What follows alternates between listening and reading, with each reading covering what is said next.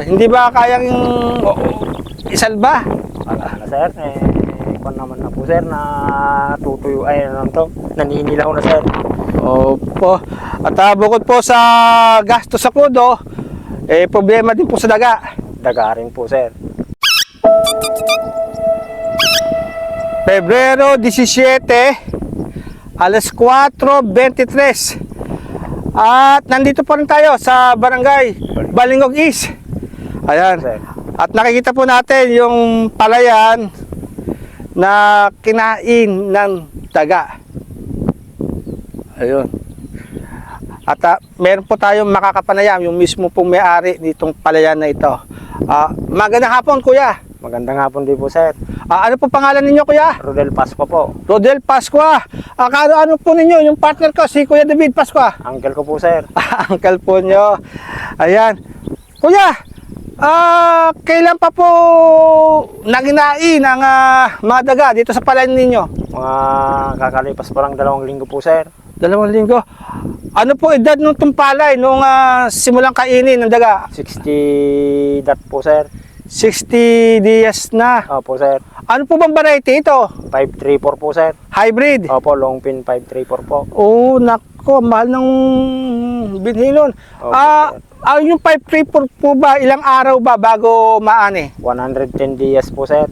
Oh, nako, edi mga mahigit 40 days na lamang. Opo sir. Anihin na. Aba, nasabi raw sumuko na raw kayo. Opo sir. Pinabayaan nyo na. Sumuko na po sir. At, Bakit po? Wala na pong panggastos po sir sa crudo po sir. 2 drum po ang inukonsumo sa isang patubigan po sir. Nakakailang patubigan na po ba kayo sa loob ng 60 days? Halos 2 araw lang pagitan sir yung Sa pagpapatubig? pagpatubig po. Ilang hektarya po ba to? Lahat? Itong nasira sir, 5 hektarya po sir. Oo, kinuwenta mo ba kung magkano lugi ninyo? Kalahating milyon po ang lugi namin sir. Kalahating milyon. Sa binhi, long pin no? Opo sir. Tapos ano pang mga gastos? Krudo, Crudo po. Tsaka sa tanim po. tanim. Bunot, yung mga bubunot po ng tanim po sir. Pinakamalaking ginastos nyo, yung sa Crudo po sir. krudo. Opo. Ayan. Tsaka abono po. Ito pong 5 hektarya na to, kapag dayatan, mga ilan pong naani ninyo? 1,000 po sir. Kaya yung kalahating milyon, nababawi po. Opo. Kunti Opo. lang po yung kalahating milyon sir. Sa presyong ano po ang palay? Kahit nasa 20 lang po sana ang presyo ng palay po sir. Opo. Kapag dayatan po ba,